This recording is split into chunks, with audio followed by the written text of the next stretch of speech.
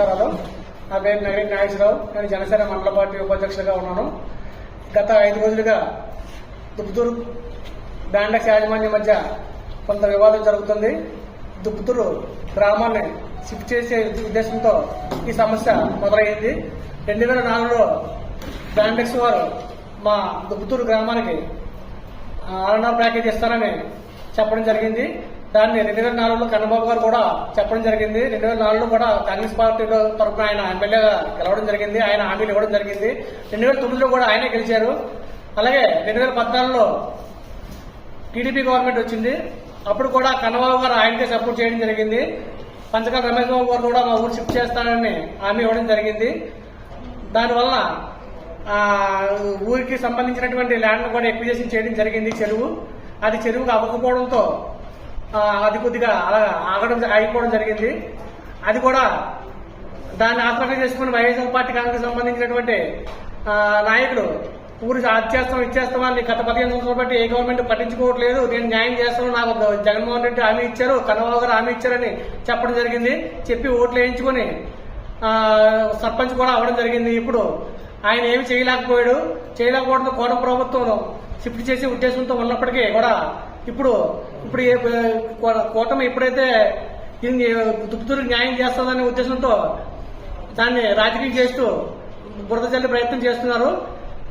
స్థానిక శాసనసభ్యులైన సుందర విజయ్ కుమార్ గారు, ప్రగతి నాగేశ్వర గారు దుబ్బుతూరుకి న్యాయం చేయడం కోసం స్టేట్ అయినటువంటి చంద్రబాబు నాయుడు గారు, నెక్స్ట్ లోకేష్ బాబు గారితో మాట్లాడడం జరిగింది. పవన్ కళ్యాణ్ గారితో ఆ చర్చలు జరుగుతున్నాయి. దుబ్బుతూరు గ్రామ భవిష్యత్తు కోసం, ప్రజల భవిష్యత్తు కోసం వాళ్ళు పాటుపడుతున్నారు.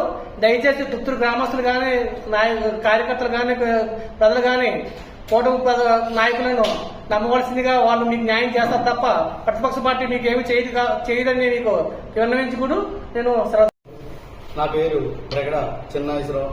ఈ ఊరి గ్రామ నిర్వాసితుడిని. నేను 2004లో మా భూమి ఎస్సీజెడ్ వారు, అప్పుడు కన్నబారాజు ఎమ్మెల్యే గారు, కాంగ్రెస్ గవర్నమెంట్ ఉంది. 2004, 2005 ఆ ప్రాంతంలో మాకు చెక్కులు ఇచ్చారు.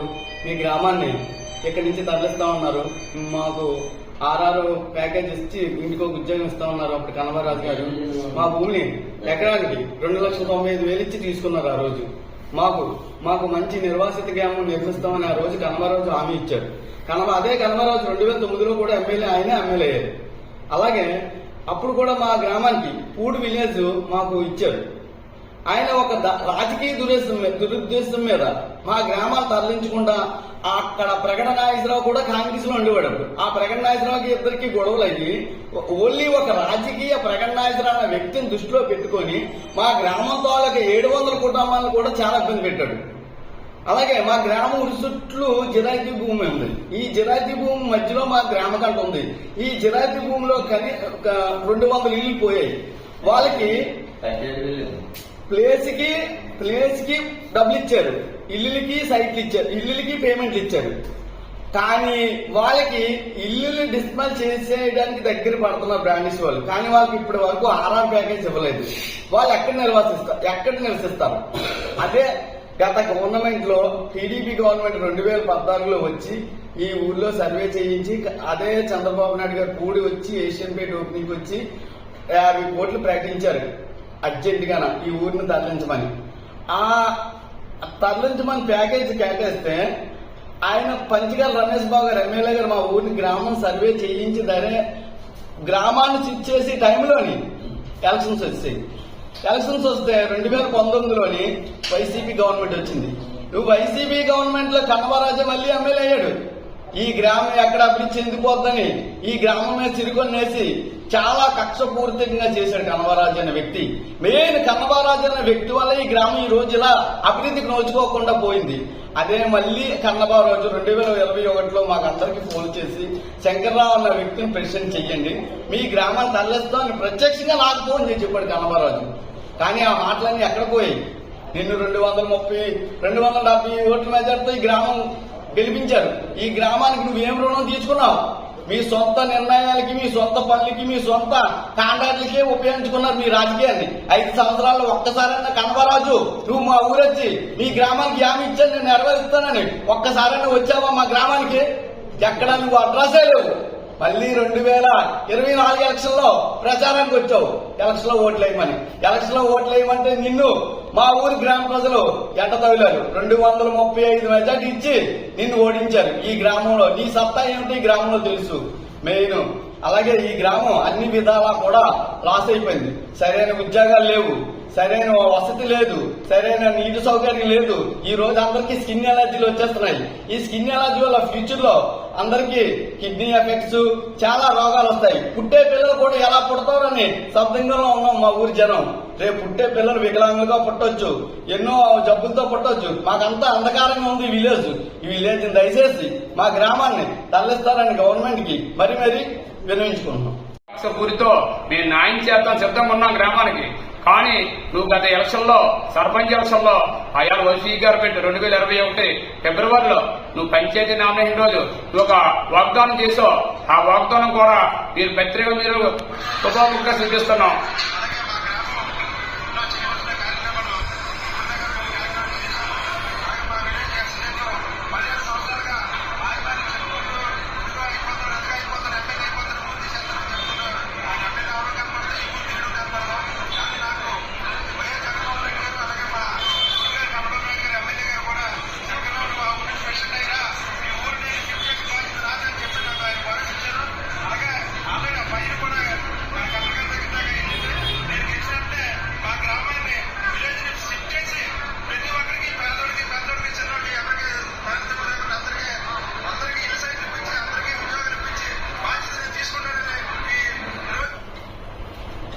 చూసారు కదా సోదరులారా, ఇటువంటి మాయమాట చెప్పి సర్పంచ్ ఎలక్షన్ లో నువ్వు ఓట్లు వేసుకొని గెలిచిన తర్వాత ఒక్కరోజు కూడా గ్రామ ప్రజలు అందరి సమక్షంలో నేను సిద్ధంగా ఉన్నాను దీనికి సమాధానం చెప్పడానికి. ఒక్కరోజు కూడా నువ్వు మీటింగ్ కట్టలేదు, ఏ రోజు కూడా గ్రామం తెల్లెత్తడానికి.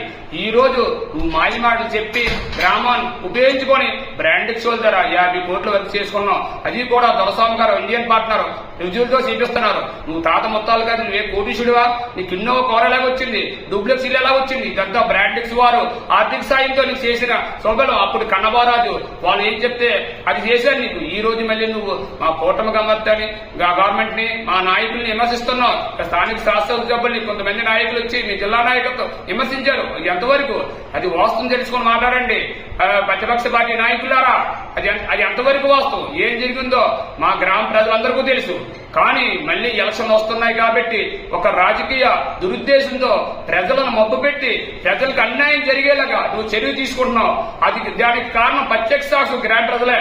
ఎందుకంటే మొన్న అరెస్ట్ అయినప్పుడు కూడా అందరూ సమక్షంలో వెళ్ళాం. కానీ నువ్వు సోషల్ మీడియా పోజులు ఇవ్వడానికి అదిగో బాబు, ఇదిగో పులి, అదిగో మేక అని చూపించి బ్రాండ్ షోలకి మాకు ఉన్న సంబంధాన్ని ఇవాళ తక్కువడేసో. బ్రాండ్ ఇచ్చి మాకు ఇప్పుడు దాకా మన సంబంధాలు ఉన్నాయి. ఆ సంబంధాలు లేనిపోని అన్ని సృష్టించావు. నువ్వు మనం మాట్లాడుతున్నావు బ్రాండ్ ఇక్స్ లో కాంట్రాక్ట్ చేసుకుంటారని. నిజమే, బ్రాండ్ ఇక్స్ లో ఇవాళ 25,000 ఎంప్లాయ్మెంట్ ఉన్నారు. దగ్గర 100 మంది దాకా వెండర్స్ ఉన్నారు. అందులో మేము కూడా బస్సులు చెప్పుకుంటున్నాం. కానీ నీలాగా ఇప్పుడు ఏ గోడ అయితే అడుగుతున్నావు అదే గోడకు నువ్వు కొటేషన్ చేసావు. అది కూడా సాక్ష్యాలతో మీడియా సోదరులకి మేము ఆల్రెడీ ఇచ్చాం కూడా.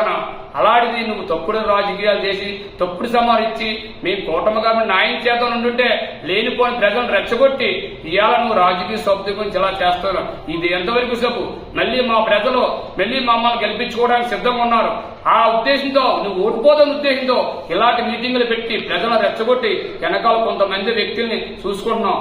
ఇప్పుడు కూడా గవర్నమెంట్ వచ్చి 2 సంవత్సరాలైనా వైసీపీ నాయకులే బ్రాండిక్స్ లో 20 మంది వరకు లబ్ధి పొందుతున్నారు. మా కూటమి గవర్నమెంట్ నాయకులు ఏ వారికి న్యాయం జరగలేదు.